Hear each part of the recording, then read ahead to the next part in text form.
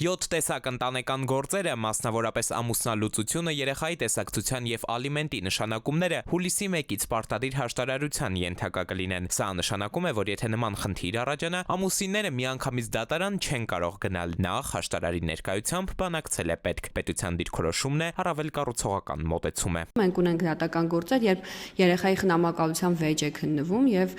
այնքան երկար է տևում դատական process-ը, օբյեկտիվ-սուբյեկտիվ պատճառներով, որ երեխան դառնում է չափահաս եւ արդեն ինքն է որոշում ում հետ պետք է բնակվի։ Ինքնին հաշտարարությունը ինքը կարող է ամիսներ տևել, հա, կամ շաբաթների ընթացքում։ Ռեֆորմները եւ բարեփոխումները ուղղված չեն միայն պարտադիր հաշտարարության իրականացմանը, այլ ընդհանուր առմամբ հաշտարարության ինստիտուտի ներդրմանն են ուղղված Հայաստանում, որը մեր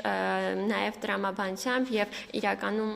ռեֆորմի տրամաբանությամբ պետք է ընդգրկի ոչ միայն ընտանեկան գործերը, այլ նաեւ բոլոր տեսակի քաղաքացիական աշխատանքային վեճերը, որոնք որ կողմերը իրենց ցանկությամբ նախընտրելի կհամարեն լուծել հաշտարարության միջոցով։ Մեր երկրում յուրաքանչյուր տարի 2800-ից մինչև 3000 ընտանեկան գործ է դատարան հասնում։ Պատասխանատուները վստահ են, որ այսպես նաև դատական համակարգի բեռն է թեթևանալու, թեպետ այս պահին միայն 124 հաշտարար ունենք ամբողջ երկրում, որոնց կեսն էլ պարտադիր գործերով զբաղվելու ցանկություն չունի։ Այսինքն ընտանեկան մինչև 3000 վեճերը մնում են միայն 62-ի ուսերին։ Եթե անձը չի կարողանում կողմնորոշվել, թե նշված հաշտարարներից ում է ընտրում իրեն որպես գործվարող հաշտարար, նա կարող է ուղղակի դիմում ներկայացնել արդարադատության նախարարությանը նույն համակարգի միջոցով, համակարգը վիճակահանությամբ որոշակի ալգորիթմով իհարկե որպեսզի կրկնություններ եւս չլինեն, ընտրում է հաշտարարին եւ այդ գործը մակագրվում է այդ հաշտարարին։ Հաշտարարի ծառայությունները եւս վճարովի կլինեն, կառավարությունը դրանց համար նվազագույնը 10000 դրամ է սահմանել։ Գինը ժամով կավելանա, դատարան գնալու կանաչ լույսն էլ կվառվի միայն եթե հաշտության բանակցությունները ձախողվեն, սակայն այս հարցում էլ դրականն են տեսնում օրենսդրությունը զարգացնողները։